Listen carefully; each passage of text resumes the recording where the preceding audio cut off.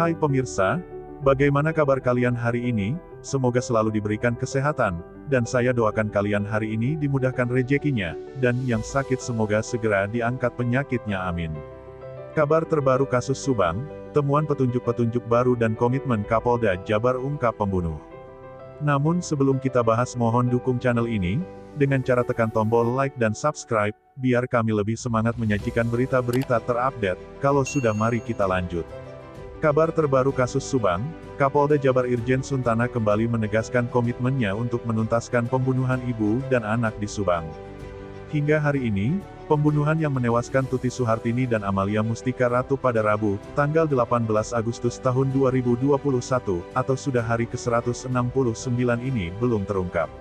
Selain kabar dari Kapolda Jabar, Anda akan mendapatkan informasi mengenai analisis dari kuasa hukum Muhammad Ramdhanu alias Danu, Ahmad Taufan. Seperti diketahui, sejak merilis sketsa terduga pembunuh di Subang tersebut, hingga saat ini penyidik Polda Jabar belum merilis kelanjutan kasus tersebut. Bahkan, penyidik Polda Jabar juga tidak memanggil saksi-saksi lagi untuk dimintai keterangan. Sekadar diketahui, penyidik telah memeriksa 69 saksi. Untuk kejadian di Subang mohon doanya, target saya awal tahun ini, penyidik sedang mengumpulkan fakta-faktanya. Mohon kesabarannya, saya berkomitmen terhadap kasus ini, ujarnya, tanggal 29 Januari tahun 2021. Sementara itu, Direktur Reserse Kriminal Umum Polda Jabar Kombes Pol Yani Sudarto mengatakan, polisi sudah mengambil langkah-langkah penyidikan. Langkah-langkah tersebut adalah olah tempat kejadian perkara sebanyak 5 kali, 2 kali autopsi, dan memeriksa 69 orang saksi.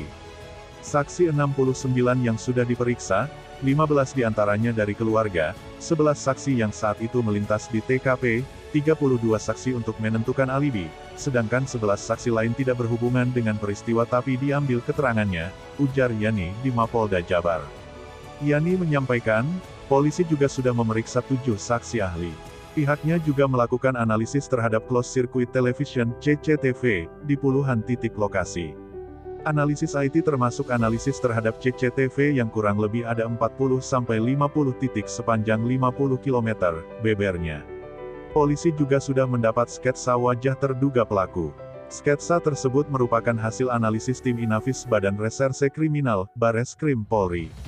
Kami sudah melakukan langkah memeriksa saksi potensial dengan mendapatkan sketsa wajah dari terduga yang potensial dalam kasus tersebut, ujarnya.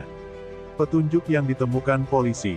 Berdasarkan catatan Kompas.com, pihak kepolisian telah menemukan sederet petunjuk. Petunjuk-petunjuk itu, yakni bercak darah di kamar korban dan mobil tempat 2 korban ditemukan, jejak kaki, serta sidik jari. Polisi juga menemukan papan penggilasan dengan bercak darah yang disembunyikan di rak barang bekas, pisau, dan pakaian korban. Dari rekaman kamera CCTV ditemukan petunjuk bahwa pembunuhan ibu dan anak tersebut berkaitan dengan mobil Avanza putih dan sebuah sepeda motor. Berdasarkan hasil penyelidikan, diduga kuat pelaku memiliki akses keluar masuk rumah. Hal ini terlihat dari tidak ditemukannya kerusakan di pintu rumah korban. Dugaan perampokan pun telah gugur, lantaran tidak ditemukan barang berharga yang hilang, kecuali ponsel Amalia.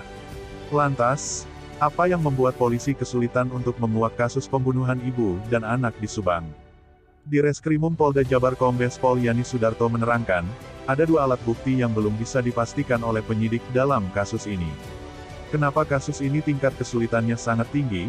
Karena sampai saat ini penyidik belum dapat memastikan 2 alat bukti, ujarnya.